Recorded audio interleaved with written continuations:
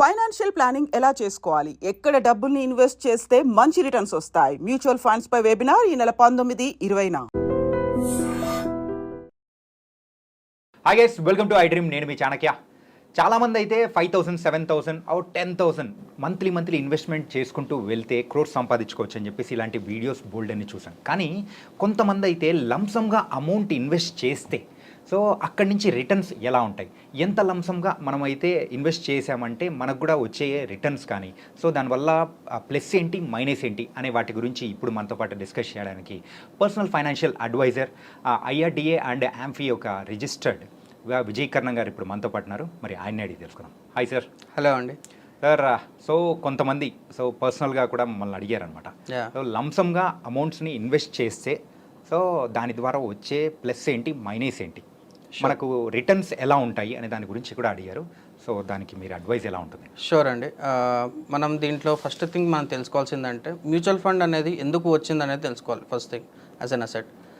Mutual funds అంటే ఇప్పుడు suppose మీరు గోల్డ్ తీసుకుంటారు. ఫర్ సపోజ్ ఈరోజు ఒక 1 lakh రూపీస్ పెట్టి గోల్డ్ తీసుకున్నారు. మీకు గోల్డ్ ఎంత వస్తుంది? సమ్ గ్రామ్స్ వస్తుంది.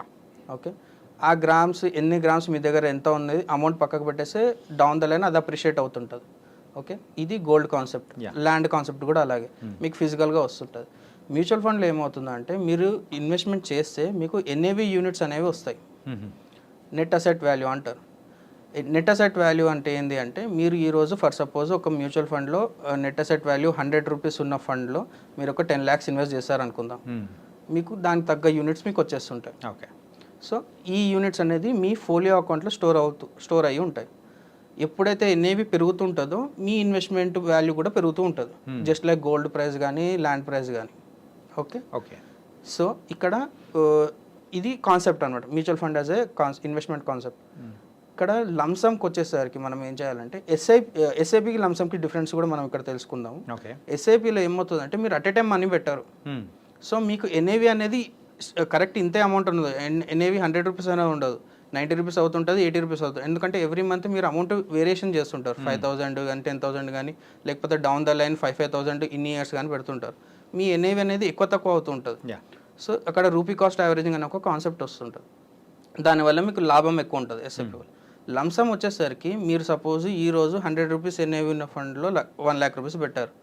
మీకు 1000 యూనిట్స్ వచ్చాయనుకుందాం. ఫర్ సపోజ్ 1000 యూనిట్స్ వచ్చాయనుకుందాం. ఓకే, 1000 యూనిట్స్ నెక్స్ట్ ఇయర్ కూడా సేమ్ NAV 100 రూపీస్కి వచ్చింది అనుకోండి. మీకు సేమ్ యూనిట్స్ ఉంటే మీకు వాల్యూ కూడా సేమ్ ఉంటుంది. అవును. సో నెట్ ప్రాఫిట్ 0 అయిపోతుంది మీకు. ఓకే, అంటే అక్కడ అంటే యూజువల్గా బయట ఎవరికైనా ఇచ్చినా కానీ ₹1 వడ్డీ అన్న వస్తుంది. ఎగ్జాక్ట్లీ. కానీ ఇక్కడ సేమ్ యూనిట్స్ ఆ వాల్యూ సేమ్ ఉంటుంది కాబట్టి ఏముండదు.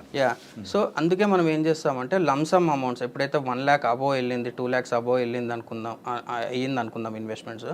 అప్పుడు సపోజ్ మీరు అన్నట్టు ఇప్పుడు 10 lakhs and 15 lakhs అని వచ్చినప్పుడు అప్పుడు STP మోడ్స్లో వెళ్తాం.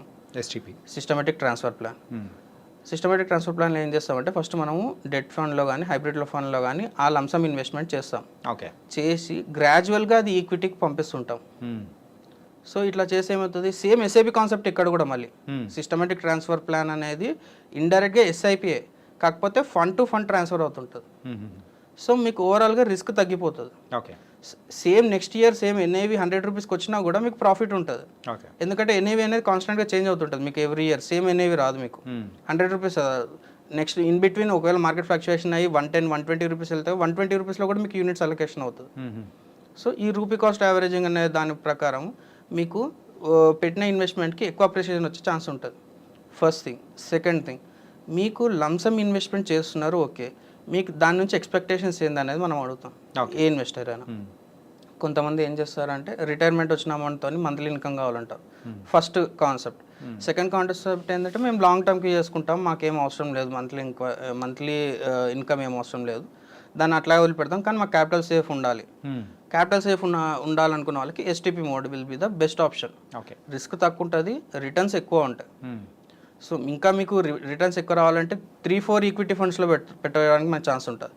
Same AMC same asset management కంపెనీలో డెట్ ఫండ్లో హైబ్రిడ్ ఫండ్లో మనం అమౌంట్ 10 lakhs అని 15 lakhs అని ఇన్వెస్ట్ చేసి 2-3 హైలీ అగ్రెసివ్ ఫండ్స్లలో మనం స్ప్రెడ్ చేసేసి ఎవ్రీ మంత్ 10,000 15,000 అక్కడ నుంచి స్ప్రెడ్ చేస్తూ ఉంటాం.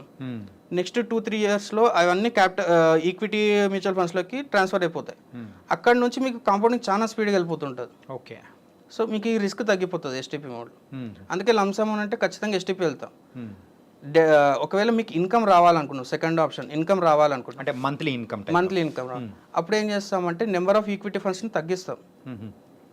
హైబ్రిడ్ ఫండ్లో కానీ డెట్ ఫండ్లో కానీ మనం ఈ ఇయర్కి ఎంత అమౌంట్ కావాలో అంత అమౌంట్ పెట్టేసుకొని బ్యాలెన్స్ అమౌంట్ కొంచెం ఈక్విటీ ఎక్స్పోజర్ తీసుకొని కొంచెం బ్యాలెన్స్ అడ్వాంటేజ్ ఫండ్స్లలో పెడతాం. ఓకే. అప్పుడు ఏమవుతుంది, మీకు మంత్లీ ఇన్కమ్ వస్తుంది, లాంగ్ టర్మ్లో కూడా క్యాపిటల్ అప్రిసియేషన్ పెరుగుతుంటుంది. ఓకే. కానీ ఈ లాంగ్ టర్మ్ క్యాపిటల్ అప్రిసియేషన్ తగ్గుతుంది. అంటే మీకు డైరెక్ట్గా మాకు అసలు ఇన్కమ్ అవసరం లేదు అనుకున్న వాళ్ళతో కంపేర్ చేసుకుంటే మీకు తగ్గుతుంది. అంటే మంత్లీ వాళ్ళు డ్రా తీసుకుంటున్నారు కాబట్టి మీరు కాంపౌండింగ్ని తగ్గిస్తున్నారు. ఇప్పుడు సపోజ్ 100 రూపీస్ మీద 10% ఇంట్రెస్ట్ కాంపౌండింగ్ తీసుకుంటే ఫస్ట్ ఇయర్కి 1.1 lakhs అవుతుంది, 10% పెరుగుతుంది. నెక్స్ట్ ఇయర్కి 11% అవుతుంది. అంటే ఆల్రెడీ ఉన్న 10% కూడా యాడ్ అవుతుంది దాంట్లో. ఓకే. సో అట్లా కాంపౌండింగ్ పెరుగుతుంటుంది. మీరు ఆ కాంపౌండింగ్ని తగ్గించేసి మీరు మంత్లీ ఇన్కమ్ చేసుకుంటున్నారు. సో ఇది ఈ కాన్సెప్ట్. సెకండ్ థింగ్ వచ్చేసి మనం ఏం చేయాలి అంటే ఈ లాంగ్ టర్మ్లో వెళ్తుంటుంది కదా, దానికి ఒక థంబ్ రూల్ చెప్తాను నేను. ఫస్ట్ 5 yearsలో మీరు పెట్టిన క్యాపిటల్ డబుల్ అవుతుంది. ఓకే. ఎప్పుడు మీరు తీసుకున్న ఫండ్స్ ఎస్టీపీ మోడ్లో ఇదంతా చేసుకున్నాక మీకు 15% సిఏజీఆర్ వర్కౌట్ అయ్యింది అనుకోండి, మీరు పెట్టిన 15 lakhs ఫస్ట్ 5 yearsలో డబుల్ అవుతుంది. ఓకే. అప్పుడు అది 30 lakhs అవుతుంది. సెకండ్ 5 years అంటే 5 years నుంచి 10 years అది 4 times అవుతుంది. అంటే మీరు ఇన్వెస్ట్ చేసిన 15 lakhs విల్ బి 60 lakhs. ఓకే. 60 lakhs in the 10 years. 10 years. 15 yearsకి గెస్ చేయగలుగుతారు ఎంత అవుతుందో? అప్రాక్సిమేట్లీ ఒక 80. 1.2 CR అవుతుంది. That's the power of compounding. Yeah. Okay. మనం ప్రీవియస్ టాపిక్స్లో కూడా మనం డిస్కస్ ఎగ్జాక్ట్లీ సేమ్ కాన్సెప్ట్. మీకు ఇట్లా కాంపౌండింగ్ అవుతూ వెళ్తుంటుంది. 15 yearsలో మీకు 15 lakhs మీకు రిక్వైర్మెంట్ లేదు అనుకుంటే 1 CR will be yours. Okay.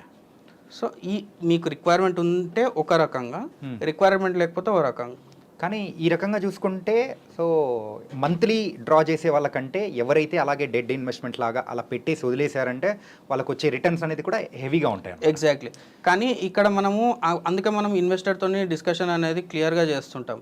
వాళ్ళ ఏజ్ ఎంత, ఓకే, వాళ్ళు 50 years 60 years క్రాస్ అయ్యారు అనుకోండి, వాళ్ళకి లంసమ్ కాంపౌండింగ్ అయినా కూడా వాళ్ళు ఎంజాయ్ చేయలేరు ఆ అమౌంట్ని. Okay. So if they are 35 to 40 or 50 years ఉన్నారనుకోండి, వాళ్ళకి మనము మంత్లీ ఏమంటారు కాంపౌండింగ్ చెప్పగలుగుతాం. 15 years వరకు మీరు ఉండండి, మీరు రిటైర్మెంట్ టైంలో పనికొస్తుందని. వాళ్ళు ఆల్రెడీ రిటైర్మెంట్కి దగ్గర ఉన్నారనుకోండి, వాళ్ళకి ఇంత రిస్క్ ఎక్స్పోజర్ అవసరం లేదు. వాళ్ళకి మంత్లీ ఇన్కమ్ రిక్వైర్మెంట్. ఎందుకు అంటే ఈ youngsters they can work hard and they can get more income out of it. Right. కానీ రిటైర్మెంట్కి దగ్గర ఉన్న వాళ్ళకి నెంబర్ ఆఫ్ ఇన్కమ్ సోర్సెస్ పెరగాలి. యా. సో ఎవరిది వాళ్ళకి సపరేట్. మనం ఇంతకుముందు వీడియో చూసుకున్నందుకు ఒకరిది అయింది మనం ఫాలో కావద్దు. ఇప్పుడు 20-25 years ఉన్న వాళ్ళు SWPలు పెట్టుకోవద్దు. They should take complete risk.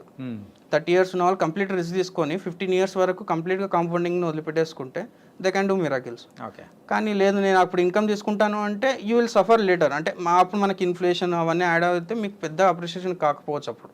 Yeah. అట్లా. అండ్ మీరు చెప్పింది బాగుంది సార్. లంసమ్ గురించి చాలా చక్కగా చెప్పారు. కాకపోతే ఈ ఎస్టీపీ మోడల్లో ఇన్వెస్ట్ చేసుకుంటూ వెళ్తే బాగుంటుందని అన్నారు. కాకపోతే ఇన్వెస్ట్ చేయడానికి పర్సనల్ ఫైనాన్షియల్ అడ్వైజర్ రోల్ అనేది కంపల్సరీ ఉండాలా, లేకపోతే ఓన్గా కూడా చేసుకుంటూ వెళ్ళొచ్చా? ఇక్కడ 2 things అండి. మీకు నిజంగానే కంప్లీట్గా ఇన్ అండ్ అవుట్ టెక్నాలజీ తెలుసు, బ్యాక్ ఎండ్ ఏమవుతుందో కంప్లీట్గా తెలుసు, మీకు మ్యూచువల్ ఫండ్స్ మీద ఒక 10 years 15 years ఎక్స్పీరియన్స్ ఉంది అనుకుంటే డెఫినెట్గా మీరు చేసుకోవచ్చు. ఓకే. లేదు అనుకుంటే అట్లీస్ట్ కొన్ని ఇయర్స్, ఒక 3 to 5 years మీరు ఒక అడ్వైజర్ రోల్ తీసుకోవాల్సిందే. ఓకే. మీరు ఎప్పుడైనా సరే అతన్ని ఒక ఎక్స్పెన్స్ లాగా చూడకుండా అతను యాజ్ అ పార్ట్నర్గా ఫీల్ కావాలి. సో మీకు ఎక్స్పెన్స్ రేషియోలో ఒక 0.5 నుంచి 1% ఎక్స్ట్రా పడుతుంది. మీకేం ఫ్రీ ఆఫ్ కాస్ట్లో ఎవరు మీకు సర్వీస్ చేయరు. కానీ దానివల్ల మీరు ఎంత లాభం పొందుతున్నారో కూడా మీరు చూడాలి. ఇప్పుడు మీరు ఓన్గా చేసుకుంటే 12% 15% వచ్చే రిటర్న్స్ దగ్గర మీకు 18% రిటర్న్స్ తీసుకొచ్చే ఛాన్స్ చాలా ఎక్కువగా ఉంటుంది. మీకు అడ్వైజర్ రోల్ అనేది అక్కడనే ఇంపార్టెన్స్ అనేది తెలుస్తుంటుంది.